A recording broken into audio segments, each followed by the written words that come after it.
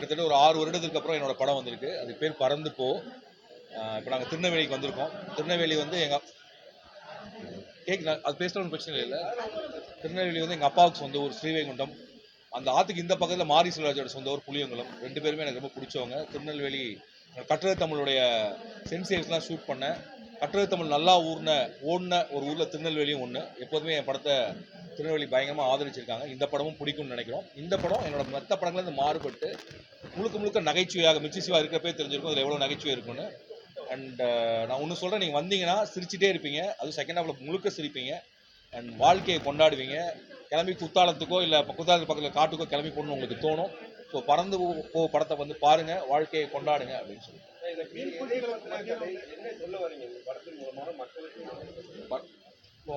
அப்படி அறிவுரை சொல்கிற அளவுக்கு ஒன்றும் இல்லை.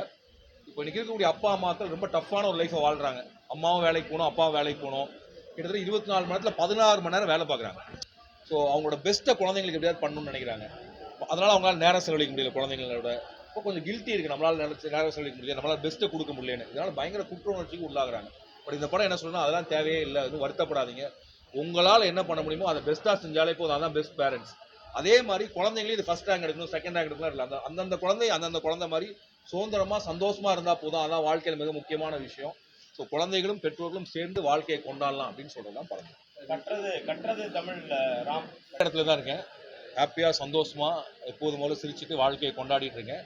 கட்டுறது தமிழ் எடுத்தது வந்து ஒரு குளோபலைசேஷனில் ஒரு ஆர்ட்ஸ் அண்ட் ஹியூமனிட்டிஸ் டிபார்ட்மெண்ட்டுக்கு என்ன அப்படிங்கிறது.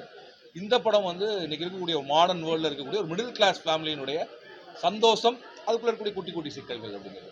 ஸோ இதே ஊரில் உங்களோட சமகாலத்தோடு வாழ்ந்துட்டு 2007 எடுக்கிறப்ப 2007 ஊர் என்ன இருந்துச்சோ அந்த கதையை எடுத்தேன். 2025 இப்போ ஊரில் என்ன இருக்கோ அந்த கதையை எடுத்துங்க. ஸோ சமகாலத்தோடு இன்னும் வயசாகாமல் அப்படியே இருக்கேன். அப்போ ஊரும் சமூகமும் இல்லை நம்ம நம்ம என்ன பண்ணுறதுன்னா இப்போ அடுத்த படம் எடுக்கிறப்ப தான் அவங்களுக்கு எடுக்க முடியும். கரெக்டாக நம்ம அது என்னன்னா, சினிமா ஒரு பொதுப்படையான ஒன்று தான். அது பார்க்குறப்ப நிறைய பேர் எனக்கு என்ன சொல்லியிருக்காங்கன்னா, எங்கள் அப்பா ஞாபகம் வந்திருக்கு அப்படின்னு சொல்லி கண்கலங்கினவங்க இருக்காங்க. எனக்கு எங்கள் அப்பாவை பார்க்கணும் போல இருக்குன்னு சொன்னவங்க இருக்காங்க. நிறைய பேர் எப்படின்னா, தான் வாழ்க்கையில் அப்பாவை நிஜ வாழ்க்கையில் பார்க்க முடியாதவங்க அந்த படத்தில் வந்து கொஞ்ச நேரம் பார்க்குறதன் மூலியமாக அது தான் வாழ்க்கையில் நடந்ததாக ஒரு திருப்தியும் அடைகிறாங்க. அப்படியும் இருக்குது. இப்போ வந்து 2025 ரொட்டர்டாம் வேர்ல்ட் ப்ரீமியர் ஆச்சு. வேர்ல்ட் ப்ரீமியர்லேயே இந்த படம் மெயின் ஸ்ட்ரீம் செக்ஷனில் ஆச்சு. ஆக்சுவலாக சப்டைட்டில் பார்த்து சிரின்னு சிரிச்சாங்க. எந்த படத்தையுமே நம்ம விருதுக்காக எடுக்கல, தங்கமீன்லையுமே நம்ம விருதுக்காக எடுக்கல. விருது கிடைச்சிது. மக்கள் எப்போ கொண்டாடுறாங்களோ விருது தானாக வரும். விருது வந்தால் கூடுதல் சந்தோஷம். பறந்து போ நம்ம எடுத்தது மக்கள் கொண்டாடணும், திரையரங்குகளுக்கு வரணும், வெற்றி அடையணுங்கிறதுக்கு தான். இன்னைக்கு கிட்ட ரிலீஸ் ஆன